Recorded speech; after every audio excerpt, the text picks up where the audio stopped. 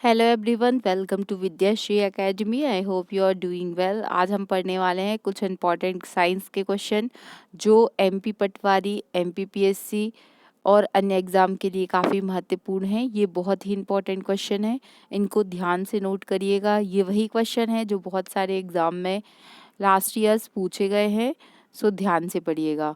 चलिए स्टार्ट करते हैं। फर्स्ट क्वेश्चन है, कौन सा हार्मोन पादप वृद्धि रोधक हार्मोन है? आपने पढ़ा होगा जो हार्मोन होते हैं, जो जैसे ह्यूमन में बहुत सारे हार्मोन होते हैं, वैसे ही प्लांट में हार्मोन होते हैं जो ग्रोथ हार्मोन होते हैं। कुछ ग्रोथ को क्या करते हैं, डीएक्टिवेट करते हैं। इस तरीके से वेरियस टाइप के हार्मोन प्लांट्स में भी पाए जाते हैं। जो एब्सिसिक एसिड होता है वो क्या है, पादप वृद्धि रोधक हार्मोन है, जो कि प्लांट्स की ग्रोथ को रोकने का काम करता है। नेक्स्ट क्वेश्चन है कि फलों को पकाने के लिए क्या यूज़ किया जाता है? तो फलों को पकाने के लिए एथिलीन का यूज़ किया जाता है। जैसे आपने देखा होगा वाइट वाइट कलर का कुछ जैसे आम रहते हैं, उनको भी एथिलीन डाल के रखा जाता है ताकि वो जल्दी से पक जाएं। जाइलम और फ्लोएम दोनों का ही प्लांट्स में बहुत इंपॉर्टेंट रोल होता है। देखिए जैसे ये कोई प्लांट है इस तरीके से, तो इसमें जो जल का जड़ों तक जो जल का आवागमन करेगा, जो वाटर को जड़ तक लेके जाएगा, ये काम किसका होता है? ये काम होता है जाइलम का। लेकिन जो फ्लोएम होता है, फ्लोएम प्लांट में क्या करता है, जो खाने का काम है, जो खाद्य पदार्थ है उनको जो जड़ों तक ले जाने का काम और पूरे प्लांट में ले जाने का काम जो करता है वो कौन करता है? वो फ्लोएम करता है। तो आपको जाइलम और फ्लोएम के काम समझ में आ गए होंगे। फिर नेक्स्ट क्वेश्चन है कि पीयूष ग्रंथि को क्या कहा जाता है? तो पीयूष ग्रंथि हमारे मस्तिष्क में पाई जाती है और पीयूष ग्रंथि को मास्टर ग्लैंड कहा जाता है। मास्टर ग्लैंड तो पीयूष ग्रंथि को कहा जाता है, ये तो आपने पढ़ा होगा। लेकिन क्या आप बता सकते हैं मास्टर ऑफ मास्टर ग्लैंड किसे कहा जाता है? ये बहुत ही इंपॉर्टेंट है और अक्सर ये क्वेश्चन पूछा जाता है, तो इसका आंसर हाइपोथैलेमस के स्थान पर लोग पीयूष ग्रंथि लगा देते हैं, लेकिन ऐसा नहीं है। याद रखिएगा, जो मास्टर ऑफ मास्टर ग्लैंड है वो कौन है? वो है हाइपोथैलेमस। हाइपोथैलेमस को मास्टर ऑफ मास्टर ग्लैंड कहा जाता है, जबकि मास्टर ग्लैंड पीयूष ग्रंथि को कहा जाता है। आई होप आपका कंफ्यूजन दूर हुआ होगा। प्रोलैक्टिन हार्मोन, तो लैक्टिन समझ के आप समझ गए होंगे कि इसका संबंध मिल्क से है, और प्रो मतलब बढ़ाने वाला। तो जो मिल्क का प्रोडक्शन बढ़ाने वाला हार्मोन होता है वो कौन सा हार्मोन होता है? प्रोलैक्टिन हार्मोन होता है। कुछ पशुओं में भी, जैसे गाय भैंस में भी दूध का स्तर बढ़ाने के लिए इस हार्मोन को लगाया जाता है, लेकिन इस पर रोक है, लेकिन फिर भी इसका यूज़ किया जाता है। और प्रेगनेंसी के दौरान भी जो प्रोलैक्टिन हार्मोन है इसका लेवल बढ़ जाता है। तो याद रखिएगा, प्रोलैक्टिन हार्मोन किससे रिलेटेड है? दुग्ध निर्माण से रिलेटेड है। ग्रीन मफलर, अगर आप दिल्ली में रहते हैं तो आपने ये नाम जरूर सुना होगा, और नहीं भी रहते तो भी सुना होगा। अब मफलर से आपको लग रहा होगा कि ये तो कुछ ठंड से रिलेटेड होगा, तो जो ग्रीन मफलर है इसका जो रिलेशन है वो वायु प्रदूषण से है। क्योंकि आपने देखा होगा कि जो AQI इंडेक्स होता है, AQI इंडेक्स का फुल फॉर्म क्या होता है? Air quality index. तो दिल्ली में इसका जो AQI इंडेक्स होता है एयर का, वो काफ़ी कम हो जाता है, जिसके कारण वहाँ पर बहुत अधिक प्रदूषण देखने मिलता है। और ख़ासकर ठंडियों में अधिक वायु प्रदूषण का स्तर बढ़ने के कारण बहुत समस्या होती है। तो ये ग्रीन मफलर जो है वो एयर पोल्यूशन को कम करने के लिए ही यूज़ किया गया था। फिर मोस्ट इम्पॉर्टेंट क्वेश्चन है ये भी कि वन्य जीव संरक्षण, जो वाइल्ड लाइफ कंजर्वेशन एक्ट है, ये कब आया था? 1972 में आया था। और इसी एक्ट के तहत प्रोजेक्ट टाइगर 1973-74 से शुरू हुआ था। याद रखिएगा, ये क्वेश्चन भी एग्जाम में पूछा गया है।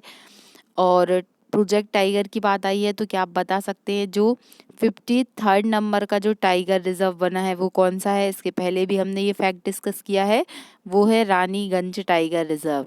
और ये कहाँ पर स्थित है? तो ये यूपी में स्थित है। इतने पॉइंट आपको याद रखना है। फिर एक एक्ट और आता है, जैसे पर्यावरण संरक्षण अधिनियम।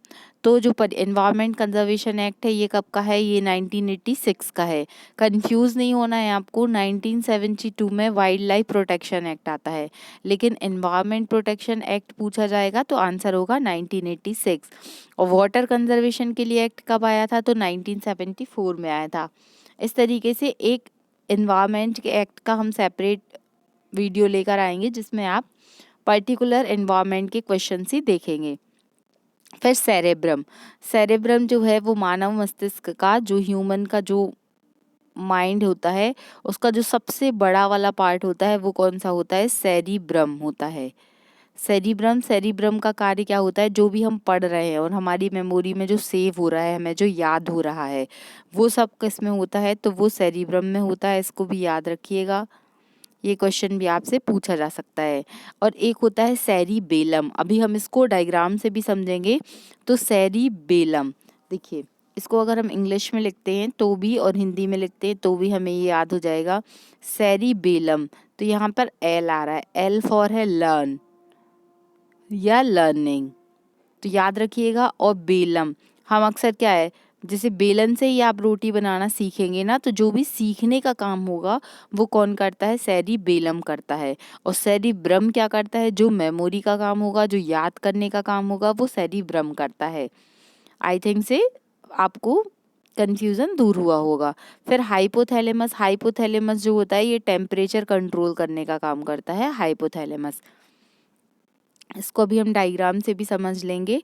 फिर ईईजी और ईसीजी, ये नाम तो आपने डेफिनेटली सुने होंगे। जब हार्ट से रिलेटेड कोई भी दर्द होता है या किसी भी प्रकार की प्रॉब्लम होती है तो ईसीजी होता है, इलेक्ट्रोकार्डियोग्राम। तो इसमें क्या होता है? ये हार्ट से रिलेटेड है। लेकिन ईईजी जो है वो किससे रिलेटेड है? वो ब्रेन से रिलेटेड है। अब what is the full form of EEG, ये आपको बताना है कमेंट बॉक्स में। तो आप समझ गए होंगे, आपसे पूछा जा सकता है कि ईईजी का संबंध किससे है? तो ईईजी का संबंध है ब्रेन से। और ईसीजी, ईसीजी का संबंध किससे है? तो ईसीजी का संबंध है हार्ट से। फिर नेक्स्ट क्वेश्चन है कि इकोसिस्टम के बारे में किसने बताया? तो इकोसिस्टम क्या है? इकोसिस्टम इसे कहा जाता है पारिस्थितिकी तंत्र, मतलब जो सारा सिस्टम हमारे इन्वायरमेंट में है, इसके बारे में सबसे पहले बताने वाले साइंटिस्ट थे एजी टेंसले। ये नाम आपको याद रखना है, एजी टेंसले ने सबसे पहले इकोसिस्टम के बारे में बताया। आपसे पूछा जा सकता है कि बायोडाइवर्सिटी के बारे में सबसे पहले किसने बताया? तो बायोडाइवर्सिटी के बारे में सबसे पहले बताया था रोसेन ने। ये नाम आपको याद रखने हैं। फिर किस जीव के, ऐसा कौन सा जीव है जिसमें आरबीसी में केंद्रक पाया जाता है? देखिए जो आरबीसी है, आरबीसी क्या होता है? Red blood corpuscles.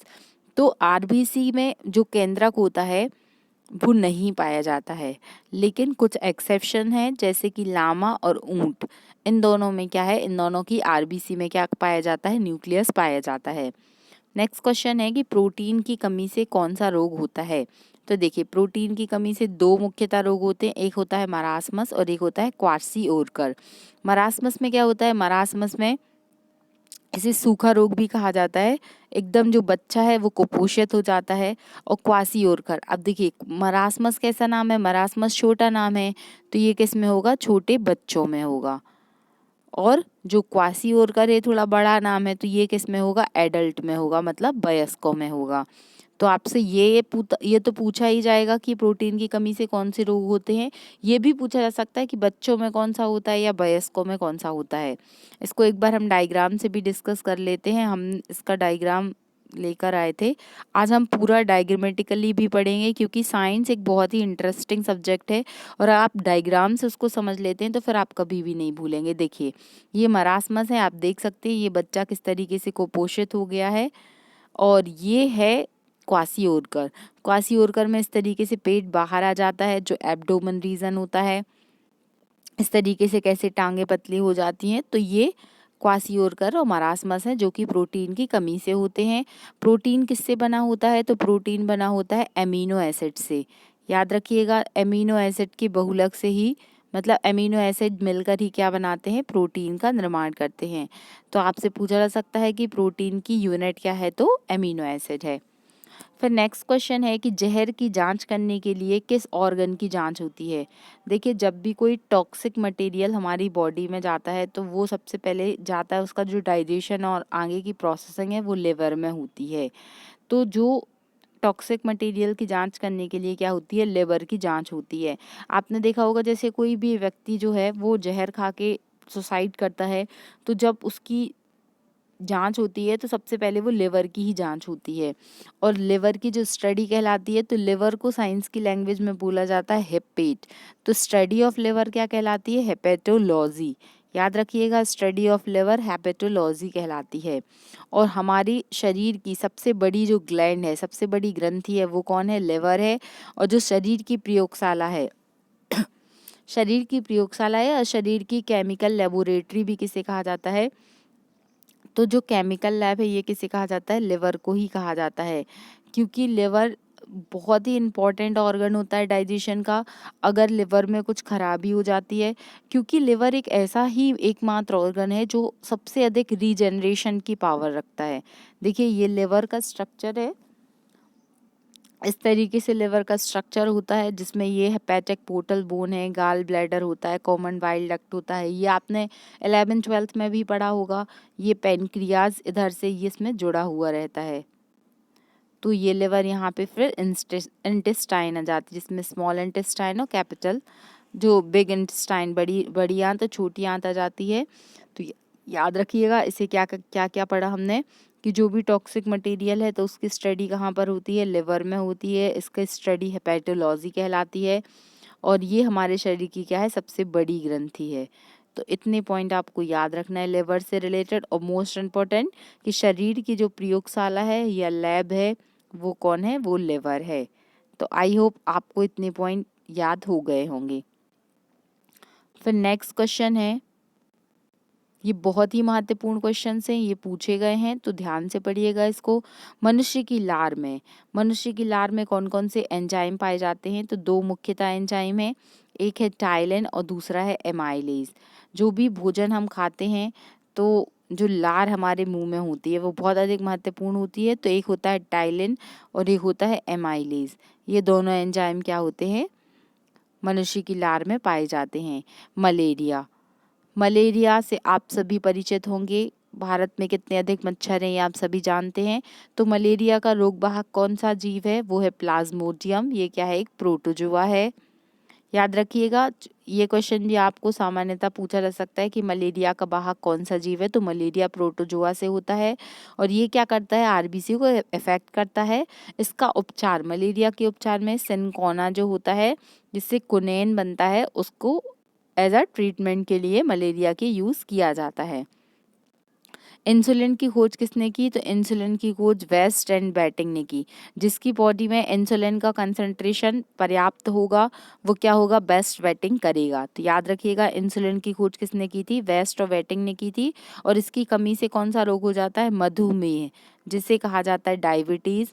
तो डायबिटीज़ भी दो टाइप का होता है, एक इंसिपिडस होता है और एक मेलिटस होता है। इसको भी हम डिटेल में डिस्कस कर लेंगे। तो याद रखिएगा, इंसुलिन की कमी से क्या होता है? डायबिटीज़ होता है। और वेटिंग और वेस्ट ने इंसुलिन की खोज की थी।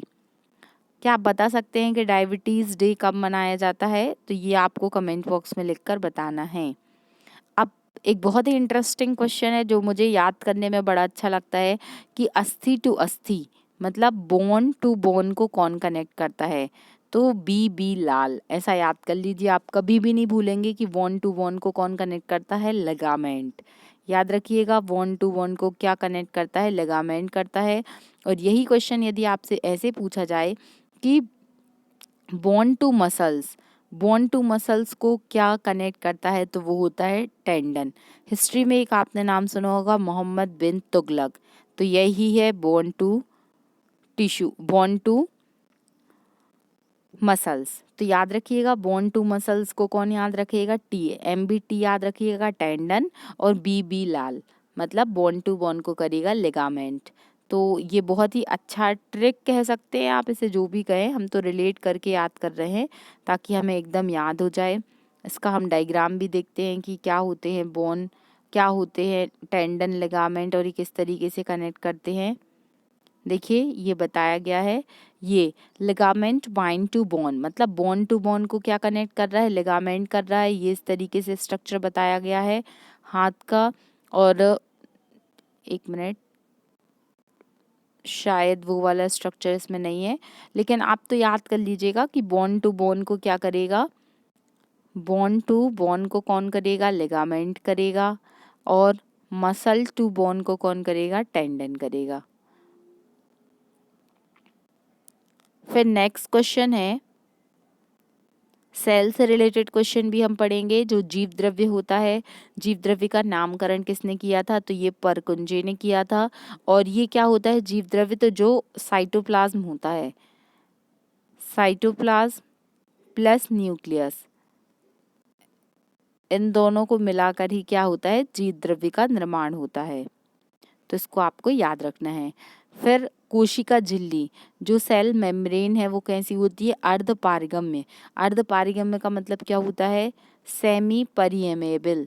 इसका मतलब होता है कि जो काम की चीजें होती है उसको तो ये अंदर जाने देती है, लेकिन जो काम के पदार्थ नहीं होते हैं उनको ये अंदर नहीं जाने देती है। अर्धपारगम्य झिल्ली यही होती है। फिर इम्पॉर्टेंट क्वेश्चन है कि प्रोटीन की फैक्ट्री किसे कहा जाता है? तो प्रोटीन की फैक्ट्री कहा जाता है राइबोसोम को। राइबोसोम बॉडी का सबसे छोटा ऑर्गेनेल्स होता है।